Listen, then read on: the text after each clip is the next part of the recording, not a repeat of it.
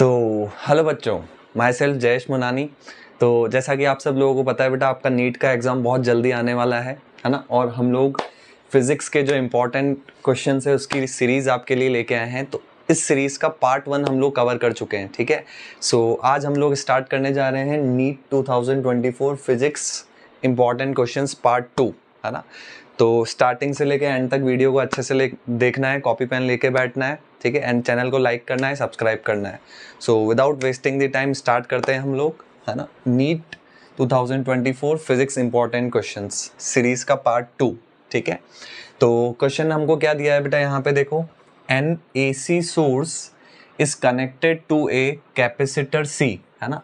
एक AC source है ना, वो किससे कनेक्टेड है, एक कैपेसिटर से कनेक्टेड है ना। AC source is connected to a capacitor C, ठीक है, due to increase in its operating frequency, है ना, ठीक है। अब आपको क्या बोला है, जो AC सोर्स है उसकी जो ऑपरेटिंग फ्रिक्वेंसी है F, फ्रिक्वेंसी को हम किससे डिनोट करते हैं, है ना। फ्रिक्वेंसी को किससे डिनोट करते हैं, F से डिनोट करते हैं। तो इस फ्रिक्वेंसी को क्या करा दिया हमने भाई, इस फ्रिक्वेंसी को हमने डिक्रीज करवा दिया, कम करवा दिया। तो आपसे ऑप्शन क्या पूछा है, कैपेसिटिव रिएक्टेंस रिमेन कांस्टेंट, जो कैपेसिटर है उसका जो रिएक्टेंस है वो कांस्टेंट रहेगा। सेकंड क्या बोला है, capacitive reactance decreases, capacitive reactance decrease होगा। तो कैपेसिटिव रिएक्टेंस का फॉर्मूला, कैपेसिटिव रिएक्टेंस क्या होता है, XC। तो इसका फॉर्मूला क्या होता है आपका 1/2 पाई FC, ठीक है। अब आपको क्या बोला है, फ्रीक्वेंसी डिक्रीज हो रही है। तो आपको पता है अगर डिनोमिनेटर वाली वैल्यू कम होती है तो ओवरऑल वैल्यू क्या होती है, बढ़ती है। तो अगर फ्रीक्वेंसी कम होगी तो XC क्या होगा हमारा, इंक्रीज होगा।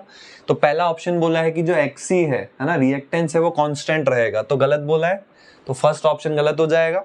सेकंड में बोला है कि रिएक्टेंस डिक्रीज होगा, गलत, डिक्रीज थोड़ी हो रहा है, ये तो इंक्रीज हो रहा है, तो ये ऑप्शन भी गलत हो गया।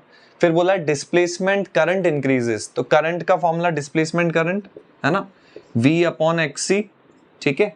चलो, तो अब अगर हमारा XC बढ़ेगा, तो अगर डिनोमिनेटर वाली वैल्यू कम होगी, है ना, सॉरी, अगर ये वाली वैल्यू बढ़ेगी, XC बढ़ेगा, तो ये ओवरऑल वैल्यू क्या होगी, डिक्रीज होगी, मतलब जो करंट है वो डिक्रीज होगा। तो इसमें तो बोला है करंट इंक्रीज होगा, तो ये ऑप्शन गलत हो गया, है ना। फोर्थ में क्या बोला है भाई, डिक्रीज होगा, है ना, तो सही है। अगर हमारा XC बढ़ेगा, ये वैल्यू बढ़ेगी, तो ये वैल्यू क्या होगी, कम होगी, मतलब जो करंट होगा वो क्या होगा हमारा, डिक्रीज होगा, ठीक है। चलो, तो जल्दी से इसका स्क्रीनशॉट लेके इसको नोट कर लो बेटा, स्क्रीन पॉज करके इसको नोट करो, देन हम लोग आगे प्रोसीड करते हैं।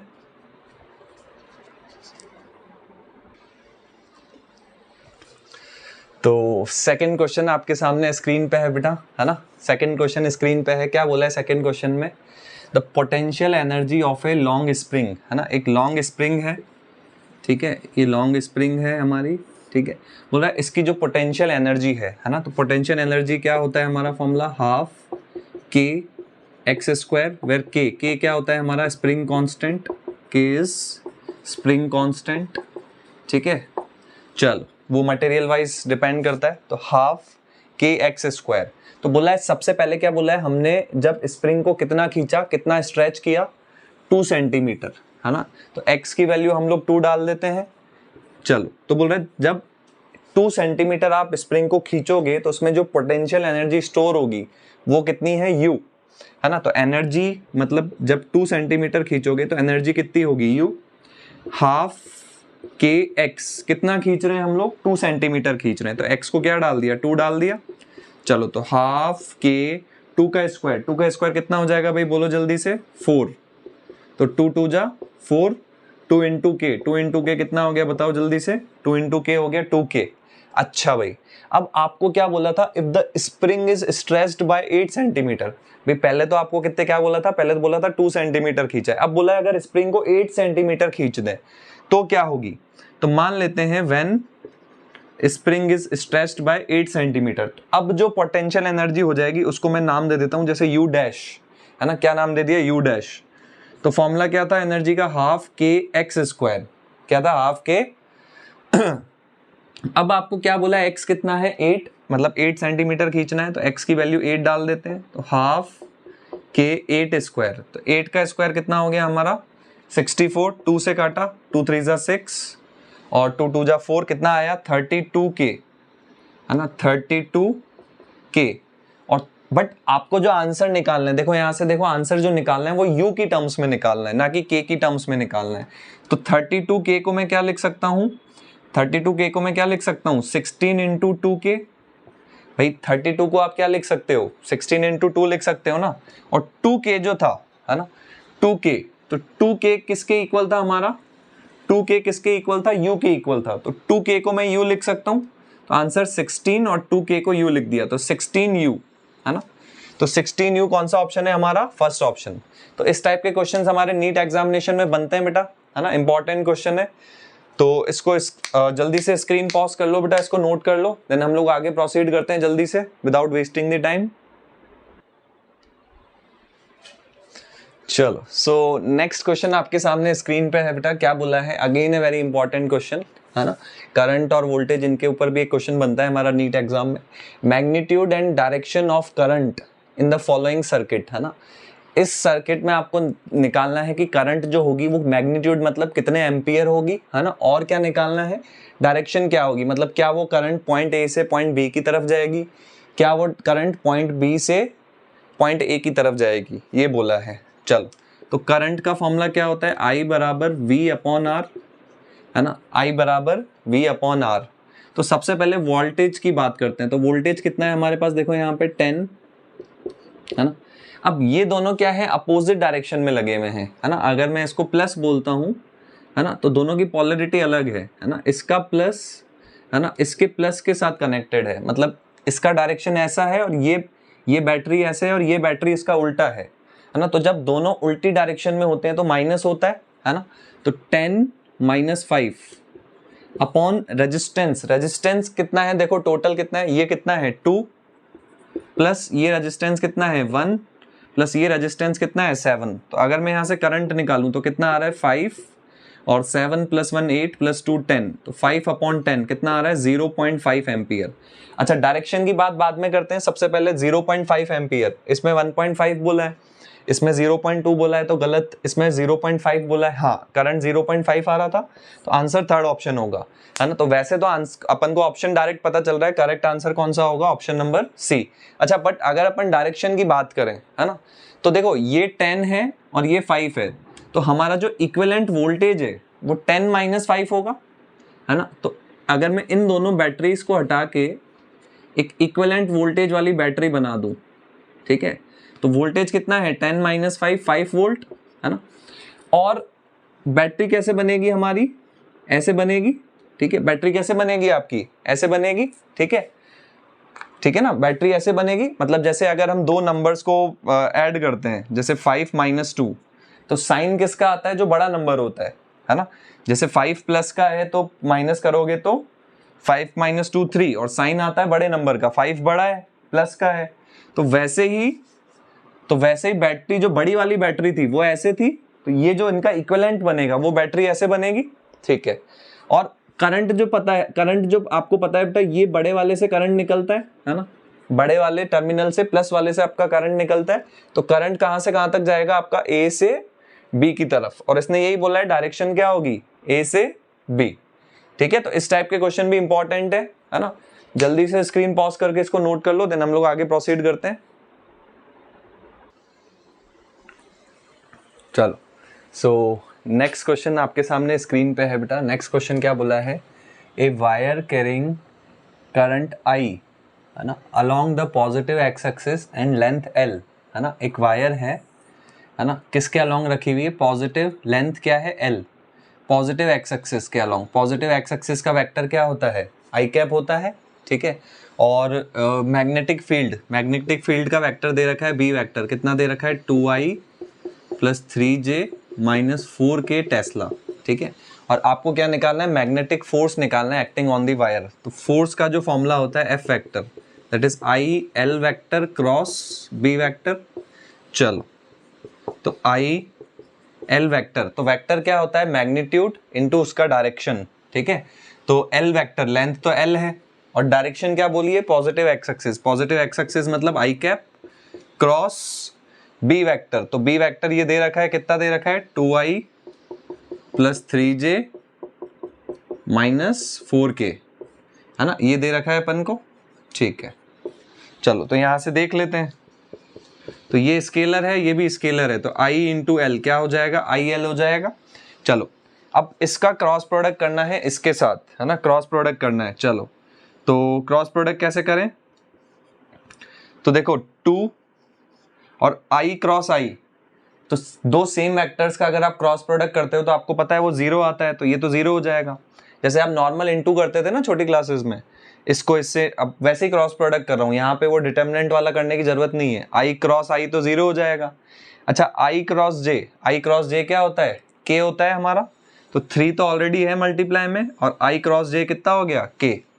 अच्छा फिर देखो क्या आ रहा है, एक -4 आ रहा है, और i क्रॉस k, है ना, तो k क्रॉस i क्या होता है, ऐसे याद रखना होता है ना आपको, i j k, तो i क्रॉस j कितना आता है, k आता है ना, k क्रॉस i क्या आता है, j आता है।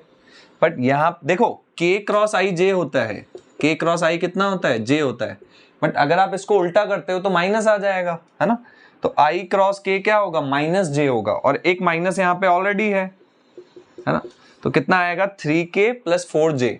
बट हमसे क्या पूछा था, फोर्स का मैग्नीट्यूड पूछा था, तो दोनों साइड मैग्नीट्यूड ले लेते हैं, तो IL का मैग्नीट्यूड तो IL होगा। अच्छा इसका मैग्नीट्यूड लेना है, तो मैग्नीट्यूड क्या होता है, √a² + b² + c²। a मतलब i का कोफिशिएंट वो तो 0 है, फिर b² मतलब 4 का स्क्वायर, 3 का स्क्वायर, तो ये 16 + 9 25 का अंडर रूट लोगे तो कितना आएगा 5, और एक IL भी है मल्टीप्लाई में, तो कितना आ जाएगा 5IL। 5IL कौन सा ऑप्शन है आपका, 4th ऑप्शन, ठीक है। चलो तो जल्दी से इसको नोट कर लो, एक बार स्क्रीन पॉज करो, आगे प्रोसीड करते हैं फिर हम लोग।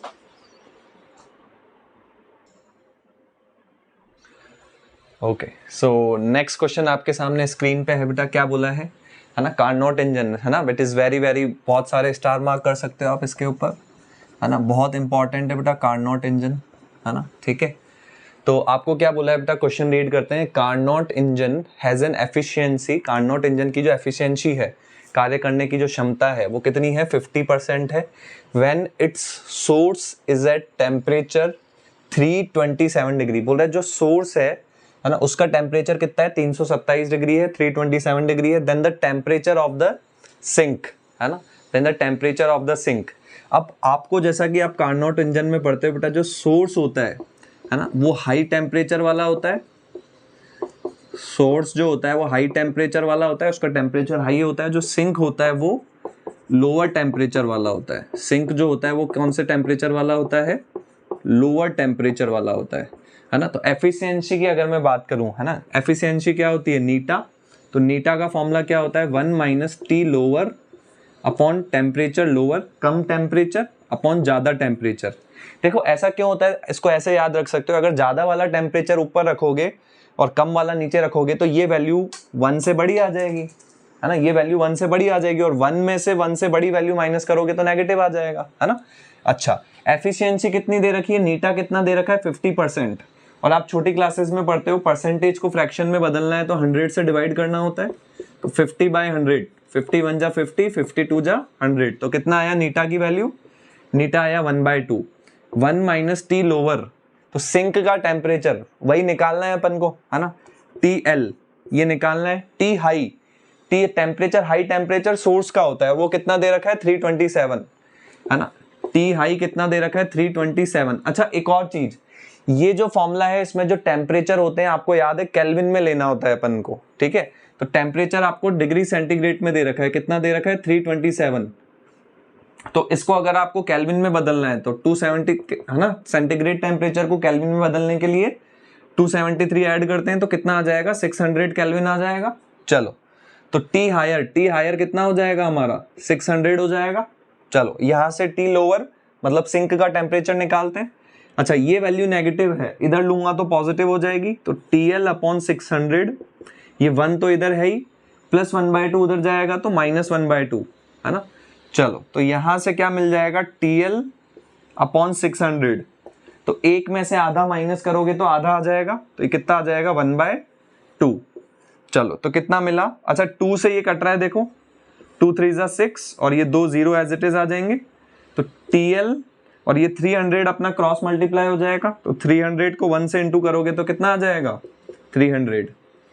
अच्छा एक और चीज यहाँ पे आके मिस्टेक मत कर देना, जो ये मैंने बताया था ये जो फॉर्मूला होता है इसमें जो टेम्परेचर होते हैं वो केल्विन में होते हैं, तो ये जो आंसर आया 300 केल्विन आया है। तो ऐसे नहीं कि ऑप्शन में 300 ये जो है 300 ये सेंटीग्रेड में है, ऐसे नहीं कि इसको टिक कर दो, ये ध्यान रखना, ये गलती करते हैं मैक्सिमम बच्चे।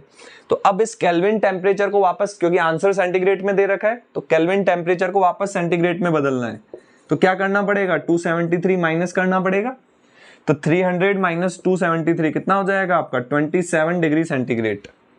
ठीक है, अरे आ रहा है समझ में? चलो तो जल्दी से स्क्रीन पॉज करके इसको नोट करो बेटा, देन हम लोग आगे प्रोसीड करते हैं।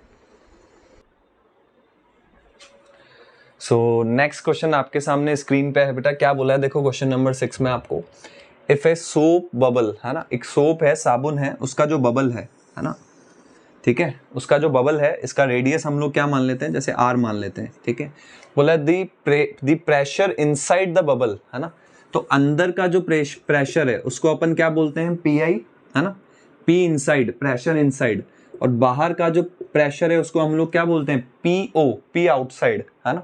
ठीक है, तो बोला द प्रेशर, आपको क्या बोल रहा है कि बबल जो है एक्सपेंड हो रहा है, एक्सपेंड का मतलब विस्तार कर रहा है, बड़ा हो रहा है ना, ये बबल धीरे धीरे बड़ा हो रहा है, तो जैसे जैसे बबल बड़ा होगा धीरे धीरे उसकी जो रेडियस है वो बढ़ेगी, है ना, तो R की जो वैल्यू है वो बढ़ेगी। अच्छा, तो आपसे क्या बोला है, अंदर का जो प्रेशर होगा, बोल रहा है जब बबल बड़ा होगा तो अंदर के प्रेशर पे क्या इफेक्ट पड़ेगा, बोला है अंदर का प्रेशर क्या होगा, इक्वल टू दी, अंदर का प्रेशर एटमॉस्फेरिक प्रेशर के इक्वल होगा, अंदर का प्रेशर कम होगा, अंदर का प्रेशर बढ़ेगा, अंदर का प्रेशर सेम रहेगा। चलो तो इसको फॉर्मूला से देखते हैं, फॉर्मूला क्या होता है हमारा, P इनसाइड, है ना, minus P outside is equals to क्या होता है हमारा 4S अपॉन R। ठीक है, अंदर का pressure minus outside pressure is equals to 4S upon R। अच्छा, तो यहां से माइनस का P नॉट उधर जाएगा तो प्लस का हो जाएगा। ठीक है, तो ये फॉर्मूला हो जाएगा। ठीक है, चलो अब आपको क्या बोला है, जो R है वो बढ़ रहा है ना, तो अभी अभी हमने ऐसे क्वेश्चंस और किए थे, अगर डिनोमिनेटर वाली वैल्यू बढ़ती है तो ये ओवरऑल वैल्यू क्या होगी, कम होगी, और जो PI है आपका इसी पे डिपेंड कर रहा है, तो अगर ये वैल्यू कम होगी तो ये वैल्यू भी क्या होगी, कम होगी, मतलब जो अंदर का प्रेशर है PI वो क्या होगा आपका डिक्रीज, कम होगा। आया समझ में? चलो जल्दी से स्क्रीन पॉज करके इसको नोट करो बेटा, देन हम लोग आगे प्रोसीड करते हैं।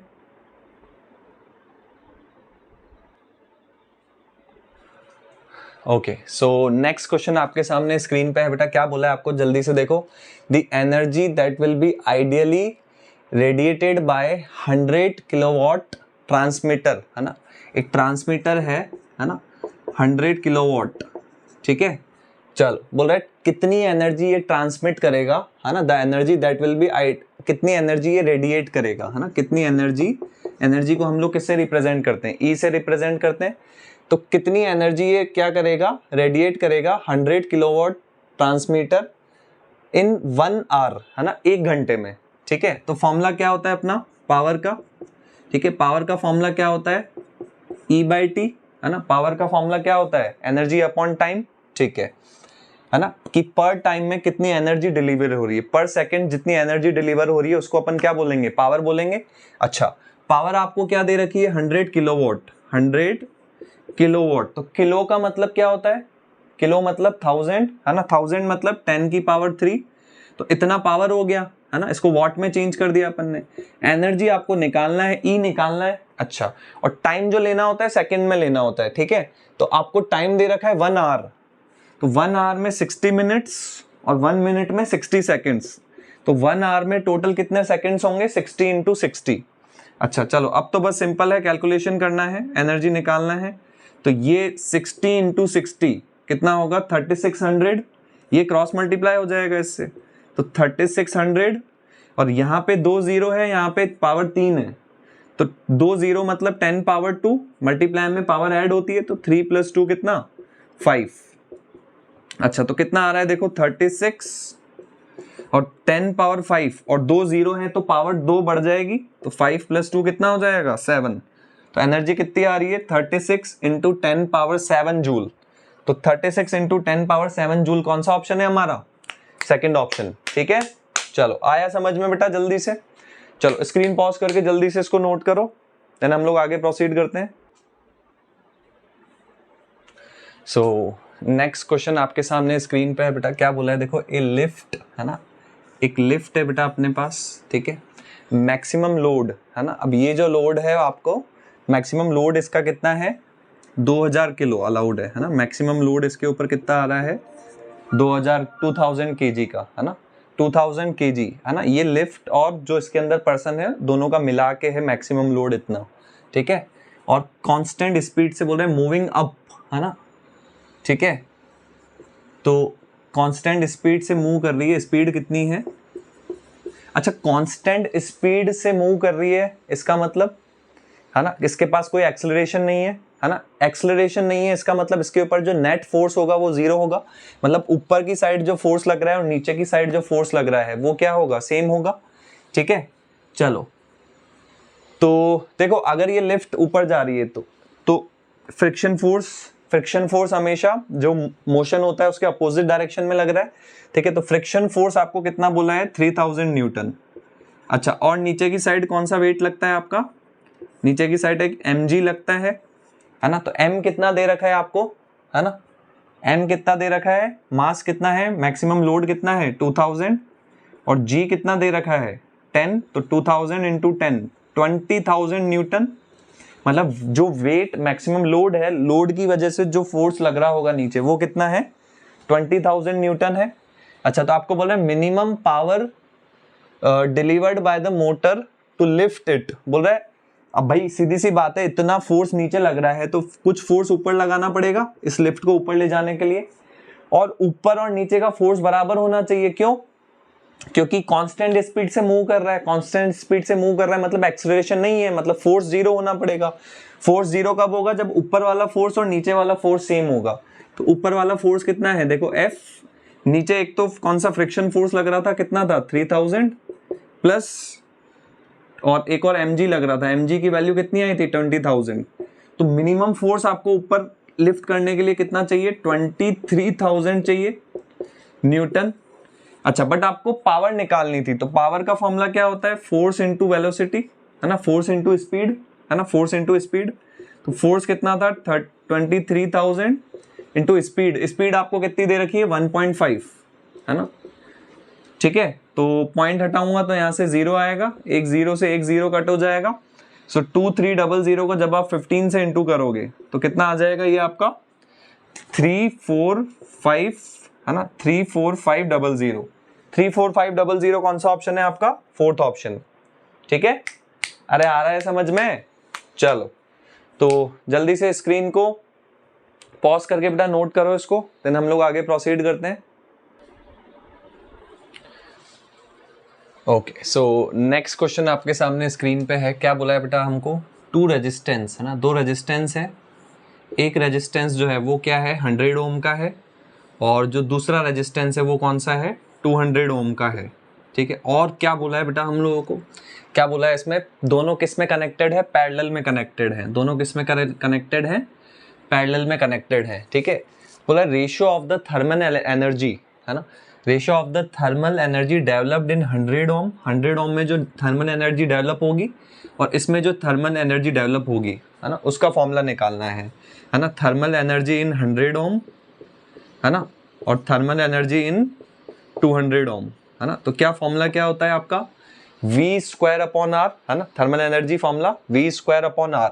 अब देखो ये दोनों पैरेलल में हैं और हमको पता है बेटा अगर दो रेजिस्टेंस पैरेलल में होते हैं तो इसके अक्रॉस जो वोल्टेज होता है, इसके अक्रॉस जो वोल्टेज होता है वो सेम होता है। चलो तो फॉर्मूला क्या होता है V²/R।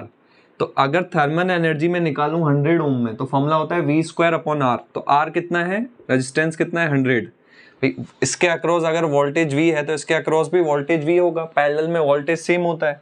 200 ओम के अक्रॉस क्या होगा थर्मल एनर्जी, फॉर्मूला वही V²/R। R कितना है अपना 200, तो V² से V² कैंसिल आउट हो जाएगा, ये 200 ऊपर जाएगा है ना, 200 ऊपर चला गया, नीचे क्या बचा 100, तो 2 0 से 2 0 कट हो गए, तो रेशियो कितना आया आपका 2:1। तो 2:1, 2:1 कौन सा ऑप्शन है जल्दी से देखो, ऑप्शन नंबर सी। तो ऑप्शन नंबर सी जो होगा that will be the correct answer. ठीक है, चलो तो जल्दी से स्क्रीन पॉज करके इसको नोट करो, देन हम लोग आगे प्रोसीड करते हैं। ओके, सो नेक्स्ट क्वेश्चन आपके सामने स्क्रीन पे है बेटा, क्या बोला है हमको, ए लॉन्ग सोलेनॉइड है ना, ए लॉन्ग सोलेनॉइड है ना, रेडियस कितना है आपका 1 mm है ना, रेडियस कितना है आपका 1 mm है ना, आर जो रेडियस है वो कितना है 1 mm, और क्या बोला है कितना करंट फ्लो हो रहा है इसमें से, करंट फ्लो हो रहा है 1 एम्पियर, आई की वैल्यू कितनी दे रखी है ना, कितना करंट फ्लो हो रहा है जल्दी से बताओ, 1 एम्पियर करंट फ्लो हो रहा है। ठीक है, फिर क्या बोला है आपको, मैग्नेटिक फील्ड स्ट्रेंथ निकालनी है किस पे, सेंटर पे है ना। अच्छा, और क्या दे रखा है, हैज 100 टर्न्स पर mm, तो टर्न्स जो होता है उसको n से है ना, टर्न्स पर mm जो है ना, जो टर्न्स पर मीटर होता है उसको अपन किससे रिप्रेजेंट करते हैं, n से रिप्रेजेंट करते हैं। तो ये जो दे रखा है 100 टर्न्स, ये क्या दे रखे हैं 1 mm में है ना, 1 mm में, बट हमें किस में निकालने, 1 मीटर में है ना, 100 टर्न्स पर mm। ठीक है, 1 mm में इतने हैं, 1 mm में कितने हैं हमारे पास 100 टर्न्स हैं। अब आपको पर मीटर निकालने हैं भाई, 1 मीटर में कितने होंगे है ना, तो 1 मीटर देखो, 1 मीटर जो होता है आपका कितना होता है 100 सेंटीमीटर भाई, 1 मीटर में कितना होता है 100 सेंटीमीटर, और 1 सेंटीमीटर कितना होता है, 1 सेंटीमीटर में 10 mm होता है, तो सेंटीमीटर को mm में बदलना है तो 10 से इंटू करना पड़ेगा, तो 1 मीटर आपका कितना होता है 1000 mm। ठीक है, तो अगर है ना, तो अगर 1 mm में इतने हैं तो 1 मीटर, तो 1 मीटर का मतलब 1000 mm, तो 1000 mm में कितने टर्न्स होंगे, 1000 से इंटू कर देंगे इसको, तो 100 इंटू 1000, तो 100 मतलब 10 पावर 2, 1000 मतलब 10 पावर 3, तो टोटल कितना आ जाएगा 10 पावर 5 आ जाएगा है ना, तो 10 पावर 5 टर्न्स होंगे पर मीटर, 1 मीटर में कितने टर्न्स होंगे 10 पावर 5।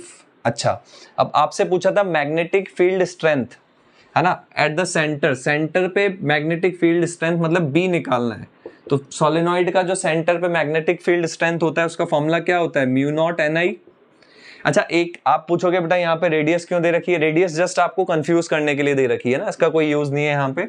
चलो, तो म्यू नॉट की वैल्यू क्या होती है आपकी 4 पाई है ना, 4 पाई इंटू 10⁻⁷, ठीक है, चलो इंटू n, तो n कितना आ जाएगा आपका, अच्छा ये 10 to the power, sorry this is 10 to the power -7 है ना, और ये कितना है आपका n की वैल्यू कितनी है आपकी 10 पावर 5 इंटू करंट कितना है आपका, करंट वही 1 एम्पियर है ना, म्यू नॉट की वैल्यू 4 पाई इंटू 10 पावर -7, तो 4 पाई की वैल्यू 3.14, और 10 पावर -7 और 10 पावर 5 मल्टीप्लाई में पावर ऐड होती है, तो -7 + 5 कितना हो जाएगा -2। अच्छा, 3.14 को अगर आप 4 से इंटू करोगे तो कितना मिलेगा 12.56 है ना, तो मैग्नेटिक फील्ड स्ट्रेंथ आएगी 12.56 इंटू 10 पावर -2 टेस्ला, तो 12.56 इंटू 10 पावर -2 कौन सा ऑप्शन है, सी ऑप्शन, तो option number C will be the correct answer. ठीक है, चलो जल्दी से स्क्रीन पॉज करके इसको नोट कर लो, देन हम लोग आगे प्रोसीड करते हैं। सो नेक्स्ट क्वेश्चन आपके सामने स्क्रीन पे है बेटा, क्या बोला है आपको, 2 ऑब्जेक्ट्स हैं है ना, एक का मास कितना है ना 10 किलो 10 kg, और दूसरा जो ऑब्जेक्ट है उसका मास कितना है देखो 20 kg। फिर क्या बोला है बताओ, R connected to ends of a rigid है ना, एक रॉड है जिसके एंड्स पे ये दोनों कनेक्टेड हैं एक दूसरे से है ना, और इसका मास नेग्लिजिबल है, रॉड का कोई मास नहीं है। ठीक है, तो distance of centre of mass, तो इनका जो सेंटर ऑफ मास है ना, सेंटर ऑफ मास अब जरूरी नहीं है बीच में हो है ना, सेंटर ऑफ मास जो है ना, ठीक है, जो भी आपका सेंटर ऑफ मास है उसका डिस्टेंस निकालना है कहाँ से 10 kg से, यहाँ से निकालना है। ठीक है, RCOM। अच्छा, टोटल कितना है डिस्टेंस, रॉड का लेंथ कितना है आपका, रॉड का जो लेंथ है आपको बता रखा है कितना 10 मीटर, तो RCOM, तो फॉर्मूला क्या होगा आपका M1x1 plus M2x2 upon M1 plus M2। चलो, तो अगर इसके कोऑर्डिनेट 0,0 मानता हूँ है ना, x एक्सिस के अलॉन्ग मानता हूँ, तो ये 10,0 होगा है ना। अब यहाँ से निकालनी है आपको, तो M1 कितना है 10 इंटू x1, ये कितना है 0, m2 इसका मास कितना है 20 इंटू x2, है ना, ये कितना है आपका 10 अपॉन m1 प्लस m2, तो m1 कितना है 10, m2 कितना है 20, तो 10 प्लस 20, ठीक है, तो कितना आ जाएगा ये आपका, ये तो 0 हो जाएगा और 20 इंटू 10 200 हो जाएगा, तो 0 प्लस 200 कितना हुआ 200 अपॉन 30, कितना आया ये 20/3 मीटर, ठीक है, तो 20/3 मीटर कौन सा ऑप्शन है, सेकेंड ऑप्शन, ठीक है। चलो तो ठीक है बेटा, आपका एग्जाम जल्दी आ रहा है ना, तो पार्ट 1 हमने अच्छे से इंपॉर्टेंट क्वेश्चंस डिस्कस किए, पार्ट 2 में हमने इंपॉर्टेंट क्वेश्चंस डिस्कस किए, है ना, इसके बाद पार्ट 3 आएगा, आपको जस्ट मन लगा के तैयारी करनी है, ठीक है, कहीं इधर उधर डिस्ट्रैक्ट नहीं होना है। चलो तो मिलते हैं नेक्स्ट लेक्चर में, बेस्ट ऑफ लक, तब तक के लिए टाटा बाय बाय।